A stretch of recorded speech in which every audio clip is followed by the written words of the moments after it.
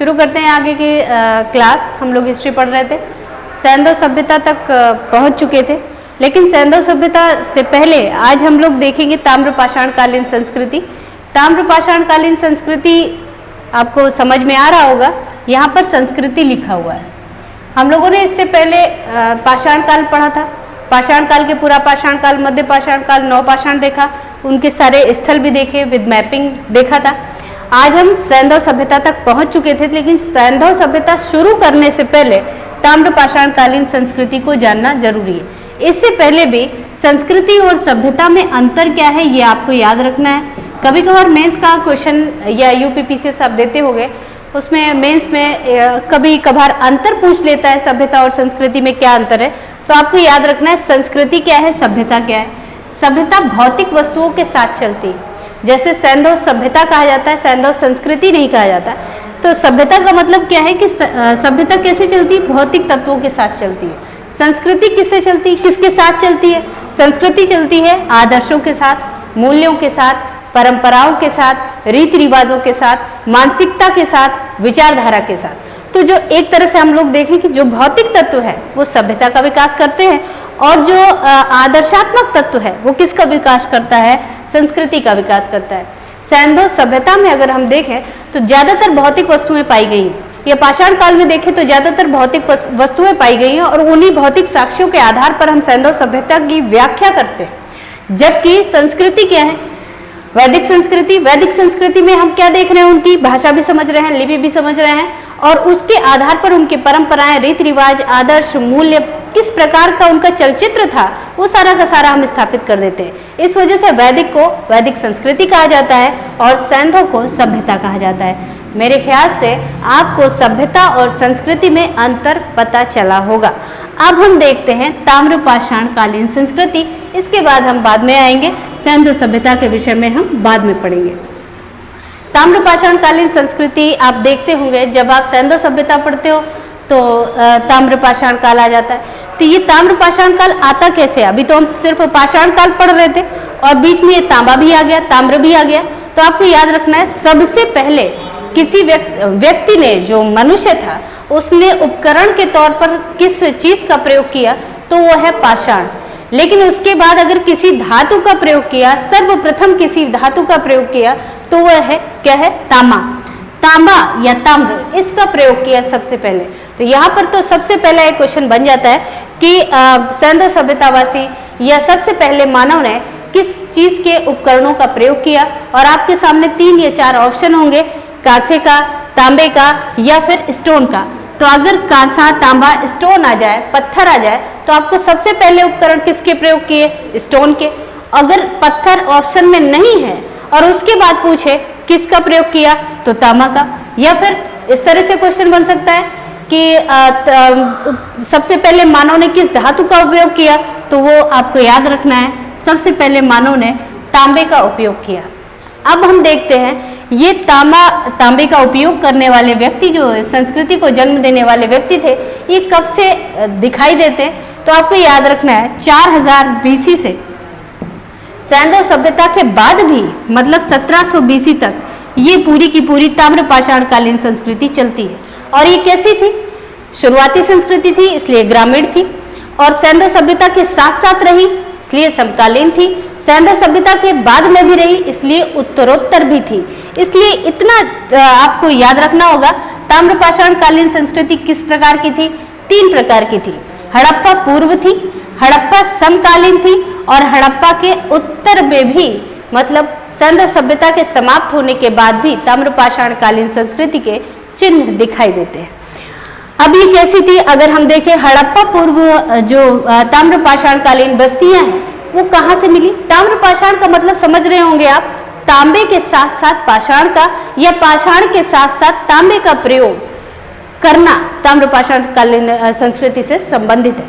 अब देखिए, हड़प्पा पूर्व बस्तियां कहाँ से मिली?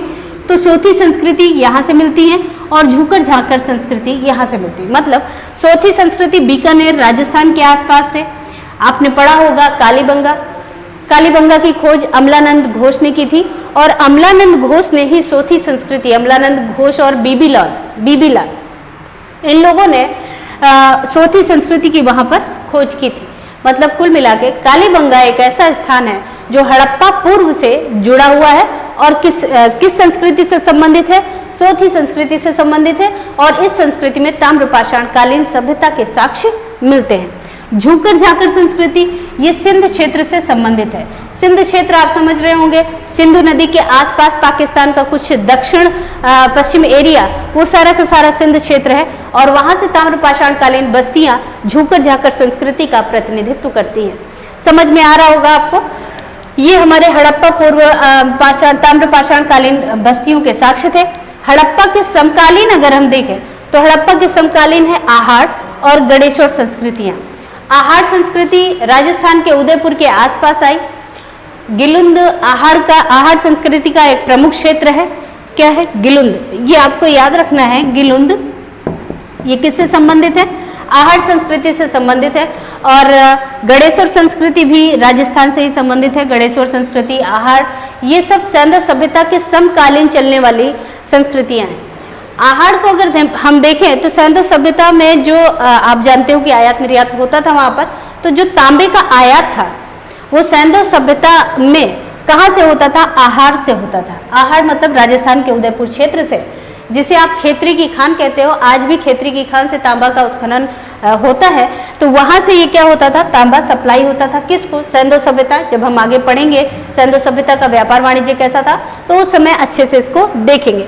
तो यहाँ पर आहाड़ संस्कृति किससे संबंधित है? ताम्रपाषाण कालीन राजस्थान उदयपुर से संबंधित है। गणेश्वर संस्कृति भी कहाँ है? राजस्थान में भी है, और ये भी किससे संबंधित है? ताम्रपाषाण कालीन संस्कृति से संबंधित है। मेरे हिसाब से यहाँ तक आपको समझ में आया होगा। एक चीज आपको याद रखना है, अक्सर आपसे क्वेश्चन पूछा जाता था, पूछा जाता है, यूपीएससी यूपीपीएससी में क्वेश्चन बन चुका है, ताम्रवती किसे कहा गया है? ताम्रवती या ताम्रवती किसे कहा गया है? ताम्रवती किसे कहा गया है? तो ये आपको याद रखना है, ये किसे कहा गया है? आहाड़ को ताम्रवती के नाम से जाना जाता था, क्योंकि यहाँ प्रचुर मात्रा में तांबा, तांबे के बर्तन, तांबे के उपकरण पर्याप्त मात्रा में थे, और सैंधव सभ्यता को यहाँ से निर्यात किया जाता था। इस वजह से इसे क्या कहा जाता था? ताम्रवती कहा जाता था। अब देखते हैं हड़प्पा, उत्तर हड़प्पा की जो हड़प्पा सभ्यता खत्म हो गई, और उसके बाद भी ताम्रपाषाण कालीन संस्कृति थी, तो वो कहाँ से थी? एक जोरवे से साक्ष्य मिलते हैं, जोरवे संस्कृति महाराष्ट्र से। दूसरा कायथा मालवा से साक्ष्य मिलते हैं। एक बात आपको याद रखनी है, हड़प्पा के पूर्व मतलब हड़प्पा सभ्यता कैसी थी? नगरीय सभ्यता थी। नगर बनने से पहले गांव रहे होंगे, तो ये कैसी संस्कृति थी? ग्रामीण। फिर उसके बाद सैंधव सभ्यता की समकालीन थी। समकालीन का मतलब कि साथ साथ चली होगी, मतलब उस शहर को आपूर्ति कौन कर रहा था? गांव कर रहा था। सैंधव सभ्यता समाप्त हो गई, बहुत सारे कारण थे, कारण एक नहीं होगा, कई कारण मिलकर सैंधव सभ्यता के पतन का कारण बने होंगे। सैंधव सभ्यता समाप्त हो गई, फिर से ग्रामीण संस्कृति आई, मतलब ताम्रपाषाण कालीन बस्तियां सैंधव सभ्यता के पतन के बाद भी मिलती है। और मिलती कहाँ से? जोरवे संस्कृति महाराष्ट्र से, कायथा संस्कृति मालवा से। मालवा में इनाम गांव प्रमुख बस्ती है। कायथा संस्कृति में अगर हम देखें तो इनाम गांव प्रमुख बस्ती है, नौदा टोली प्रमुख बस्ती है यहाँ पर। और जोरवे संस्कृति में देखें तो यहाँ की प्रमुख बस्ती है इनाम गांव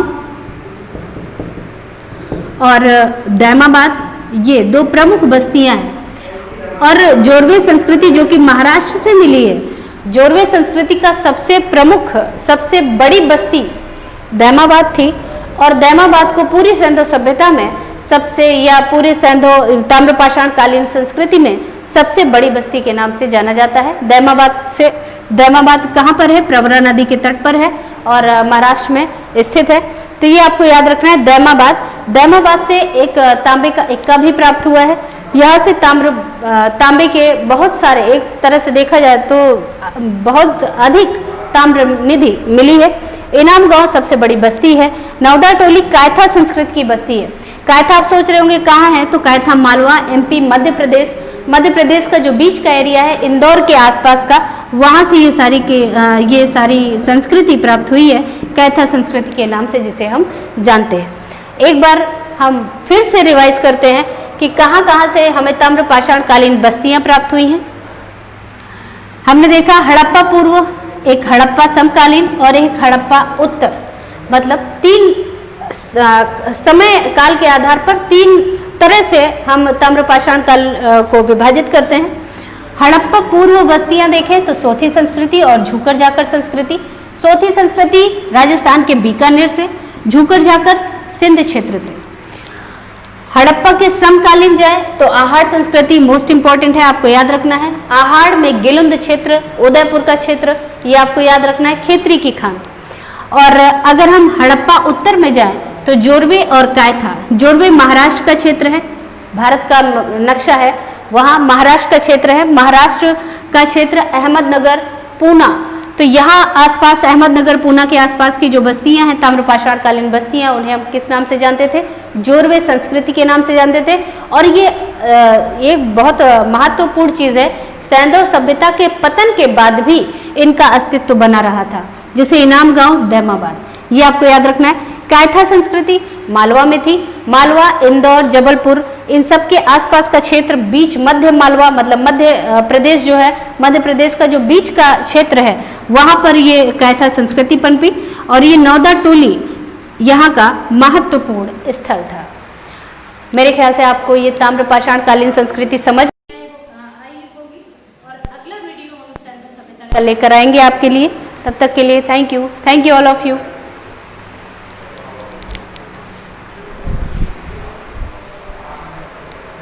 एवरीवन, आज हम सैंधव सभ्यता के विषय में कुछ बेसिक जानकारी प्राप्त करेंगे। हमने शायद पिछले वीडियो में हमने देखा था कि जो सभ्यता और संस्कृति में क्या फ़र्क है। सभ्यता भौतिक तत्वों से मिलकर आगे बढ़ती है, जबकि संस्कृति क्या होती है? परंपरा, आदर्श, मूल्य को लेकर आगे बढ़ती है। तो वहाँ तक हमने देखा था। आज हम सैंधव सभ्यता का परिचय लेंगे। सैंधव सभ्यता कहाँ पर थी, कितने क्षेत्रफल में थी? तो 13 लाख वर्ग किलोमीटर क्षेत्रफल में विस्तारित सिंधु नदी के आसपास ये सैंधव सभ्यता थी। और जब सैंधव सभ्यता पनपी तो इसकी खोज कब हुई, इसके विषय में हम बाद में जानेंगे। पहले हम ये देखते हैं कि सैंधव सभ्यता के साथ साथ कोई और सभ्यता थी, तो बिल्कुल थी। मेसोपोटामिया की सभ्यता, मिस्र की सभ्यता और बहुत सारी सभ्यताएं साथ में थी।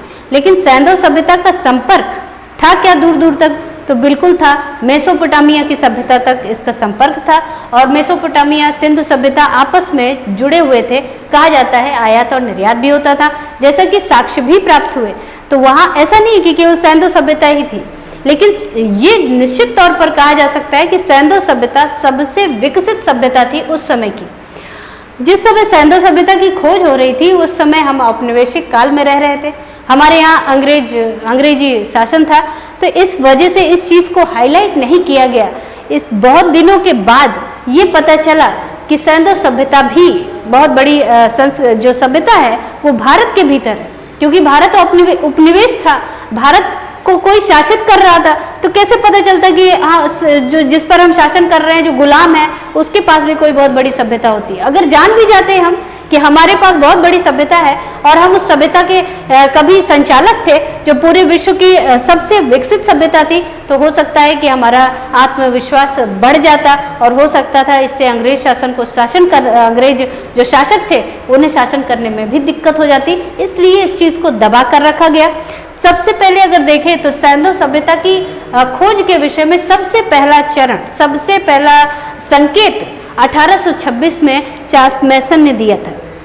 सबसे पहले इन्होंने, चार्ल्स मैसन ने सबसे पहले 1826 में हड़प्पा नगर में इनको कुछ दीवार टाइप की दीवार जैसी कोई प्रक्रिया इन्होंने देखी कि हाँ दीवार है, कोई आकृति देखी और उस दीवार को इन्होंने कहा कि यहाँ पर कोई ना कोई जरूर, कोई ना कोई ऐसा पुरातत्व है यहाँ पर जो कि बहुत पुराना है। अब वो अलेक्जेंडर के अलावा ज़्यादा कुछ जानते नहीं थे, तो इन्होंने क्या कह दिया कि ये अलेक्जेंडर का किला है। अलेक्जेंडर मतलब सिकंदर, ये हो सकता है सिकंदर का किला हो, क्योंकि सिकंदर उनके लिए महान था, क्योंकि सिकंदर ने पूरे विश्व में विजय की थी। तो इस वजह से इनको लग रहा था कि नहीं, ये हड़प्पा कोई ऐसा क्षेत्र है जहाँ पर अलेक्जेंडर ने कभी पुराने जमाने में इन्होंने क्या बनाया होगा, अपना किला या टीला बनाया होगा।